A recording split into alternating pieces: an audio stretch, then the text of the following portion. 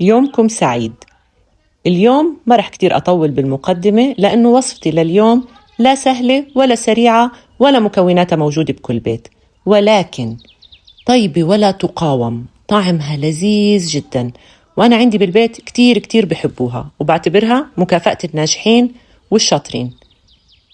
خلينا نبلش بوصفتنا ونبلش بمقاديرنا مع بعض وخطواتنا مع بعض. أول شي رح أدهن قالب الكيك اللي هو قاعدته متحركة اللي بنقدر نفكها اللي بنستخدمه للتشيز كيك بقطعة زبدة، حدهنه كويس من كل الجهات، وبهاي الأثناء رح أحمل فرن على درجة حرارة 180. عندي كوب ونص من الدقيق الفاخر أو متعدد الاستعمالات، وعندي نص كوب من الكاكاو الخام الغير محلى.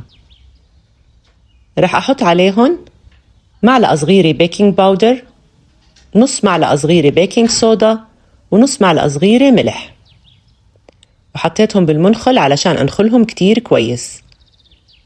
وركزوا إنه تنزل كل المكونات، يعني حتى لو إشي مكلكع حركوه عشان ينزل على الآخر عشان ما ينقص شي من شي، يعني لأنه إحنا حطينا كل المكونات الجافة مع بعضها. هلأ رح أقلبهم كتير كويس مع بعض وأحطهم على جنب. عندي بيضة حجمها هيكون كبير بدرجة حرارة الغرفة، بس حنحتاج بيضة واحدة.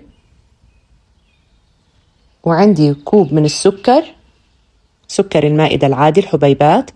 رح أمزج البيضة مع السكر وأحاول إني أخفقهم كتير كويس لغاية ما يصير القوام يعني رغوي هيك وعامل نفاشي، يعني بتلاقوها لونها فتح والسكر داب كويس مع البيض، وهاي الخطوة كتير ضرورية. هلأ هيك صار قوام البيض مع السكر ممتاز ممتاز. رح أضيف عليه معلقة من الفانيليا وكمان أعطيه خفقة. كل ما بزيد مكون بحركهم شوي وبمزجهم مع بعض، وربع كوب من الزيت النباتي وخلوه يكون نوع كويس يعني، وكمان بقلبهم مع بعض. كل ما تضيفوا مكون حركوها واخلطوها. وهلأ رح أحط الحليب 3/4 كوب حليب بدرجة حرارة الغرفة، ما يكون مطلعينه من الثلاجة، 3/4 الكوب. كمان بعطيهم مزجة. ورح أحتاج كمان لقهوة سريعة التحضير، حأخذ منها نص معلقة صغيرة وأخلطها وأدوبها كتير كويس. القهوة رح تعزز نكهة الشوكولاتة بالكيكة. هلأ رح أضيف كل المكونات الجافة. العيار مزبوط، أضيفوها كلها مرة واحدة ما رح تأثر وما في داعي أنكم تضيفوها بالتدريج. ورح نخلط المزيج كتير كويس. لو بتحبوا ممكن تستخدموا المضرب الكهربائي وممكن تستخدموا المضرب العادي بإيدكم هيك، يعني تخلطوه لغاية ما يتجانس كله مع بعضه. وهلأ رح أضيف نص كوب من الماء المغلي، المي سخنة تكون كتير، ورح أمزجها لغاية ما أحصل على قوام بهذا الشكل طري وخفيف. هلأ القالب تبعي جاهز، رح أسكب فيه كمية الكيك أو مزيج الكيك اللي عملته كلياته بالقالب. بخبط على سطح المطبخ 2-3 القالب عشان لو فيه هوا يطلع، وبدخله الفرن لمدة 30 دقيقة وبختبر نضجه. بعد ما طلعت وبردت الكيكة، تركتها تبرد يعني بالجو العادي، رح أشيل بس السطح اللي مش مستوي، يعني اللي مش مرتب، رح أشيله كله. ممكن تعملوا فيه كيك بوبس أو ممكن زي ما بعمل أنا بعطيه للأولاد بيجربوا طعم الكيكة. هيك صار عندي سطح مرتب من الكيكة. رح أرجع أحط الحواف تاعت القالب وأسكره كتير منيح، يعني بدي إياها ترجع تاخد وضعيتها كأنه إحنا لسه ما طلعناها من القالب، مرتبة ومقفولة كتير كويس. ورح نبلش بالطبقة الثانية. جهزت كلاكيشي ومحتوياتي وجبت الخلاط. رح أستخدم علبتين من القشطة، النوع اللي انتو بتفضلوه استخدموه.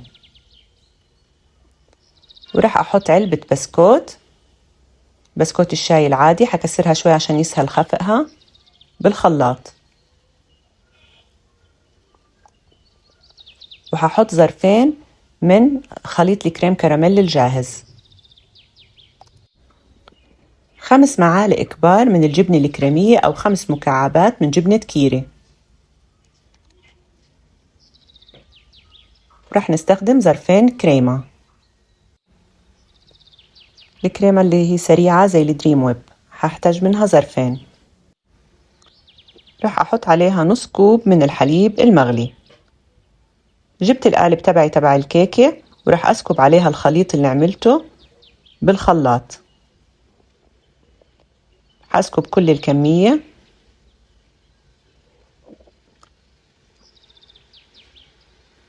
وراح أحطها بالثلاجة لغاية ما يجمد الخليط. بتحتاج 4 ساعات لتكون جاهزة للخطوة الأخيرة. عندي هون نص كوب من الشوكولاتة، أنا استخدمت شوكولاتة بالحليب. هحط عليها علبة قشطة بعد ما دوبتها بالميكروويف، هي وطرية هيك الشوكولاتة وسخنة بنزل عليها علبة القشطة علشان أعمل الطبقة الأخيرة بطبقات الكيكة.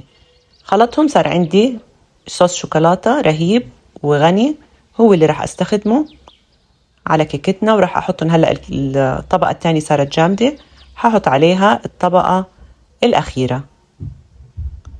وبعد ما أرتب السطح تبعها كويس راح أخليها برضو تقعد بالثلاجة لمدة 2 ساعات إضافية، علشان لو كان في حرارة من الشوكولاتة أو شيء برضو تتماسك زيادة. برتب السطح كتير كويس وبنحطها 2 ساعات بالثلاجة.